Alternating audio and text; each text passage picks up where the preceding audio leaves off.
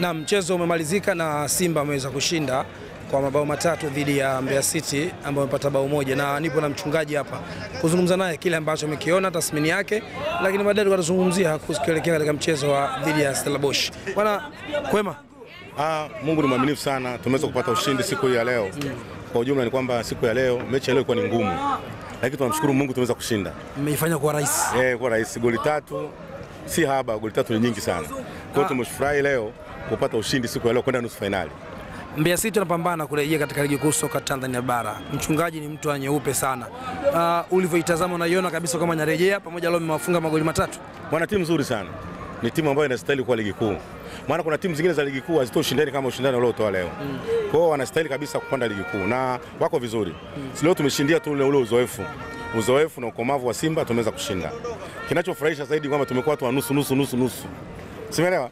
Yaani huku tuko nusu shirikisho, klabu huku shirikisho, yaani ni nusu. Ni jambo zuri sana. Michuano mingi mguu mmoja tayari kwenda finali. Tumebakisha kama ligi kuu.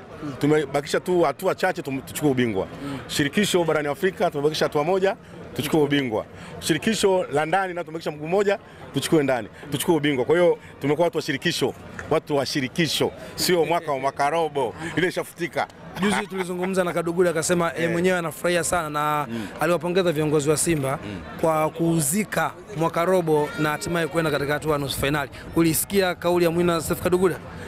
Mwana Simba yote lazima anafurahi. Tumekaa miaka 22. Umeona? Years bila kupata. Karibu miaka 22. Bila kupata 32 bwana. Miaka 32. Miaka 32. Tunaishia mwaka robo. Hatujaje kwenda nusu finali. Kwa hiyo kwenda hii semi final ni kitu kikubwa sana. Wana Simba mpaka mida hii sherehe bado haijaisha. Kama ukiangalia sherehe bado wanaendelea nayo. Bwana, unazungumzaje kiwango cha Budo katika michuano ya CRDB? Na sijaelewa kwa nini ligi inamshinda lakini CRDB anaweza. Sijajua kuna shida gani. Bado katili sana. Yaani mechi zote hizo cheza za shirikisho wamefanya vizuri sana, lakini ukimpeleka kwenye ligi kuu kunakuwa ni mtihani kidogo.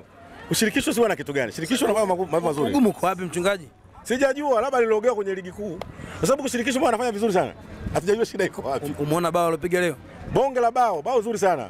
Sasa tunashangaa ligi kuu kwa nini hatupi vitu kama hivyo. Sasa mimi kwa mwalimu ninavyomuona kuhusu mchezaji wetu huyu Budo. Hata hiyo nusu finali. Hata dakika 10 muingizeni anaanza kaleta kitu. Ipi sasa? Hii 20. Hii 20. Kwa sababu tuna nusu finali nyingi, sasa tunashindwa ni ipi? Ni hii ya 20. Sawa. Tumzungumzie mpinzani wenu ambao mnacheza naye 20, Stellenbosch. Mpaka hivi sasa hatujajua itapigwa Chamazi, itapigwa kwa Mkapa au itapigwa New Amani Zanzibar. Yote leo tunawaachia mamlaka. Ni mpinzani wa namna gani? Ni mpinzani tu. Nusu finali. Nusu finali yoyote ile ni ngumu. Tunaona nusu finali ambayo ni rahisi. Nusu finali kwa sababu kila mtu anataka achukue ubingwa. Kwa hiyo Simba naye anataka achukue ubingwa. Si timu nyepesi kama watu wanavyofikiria. Alafu mkumbuke timu za kusini za South Africa waga zinatusumbua sana. Orlando alitusumbua akatutoa. Kaizer Chiefs alitusumbua akatutoa. Sasa huyu ndio tutamalizana naye. Inabidi tupate kama goli 4 Dar es Salaam. Na inawezekana kama tunaweza kupata goli 2 kupindua matokeo ya Ismailia, kuyapindua ndani ya Benjamin Mkapa ni habari nyingine. Ila onyo, uwanja usio kubadilishwa. Unasema goli 2 Dar es Salaam, mna uhakika wanatumia uwanja wa Benjamin Mkapa? Nasema hivi, uwanja ukibadilishwa na mimi mambo yangu yote yatakuwa yameharibika. Kwa mkibadilishwa uwanja shughuli inaingia maji. Na mimi nguvu zangu ziko mle. Sasa ukitoa mle nabaki kama sina nguo. Kwa inamaanisha wazee wale walishamaliza kila kitu pale. Mimi hata maombi yangu yako mle Benjamin Mkapa.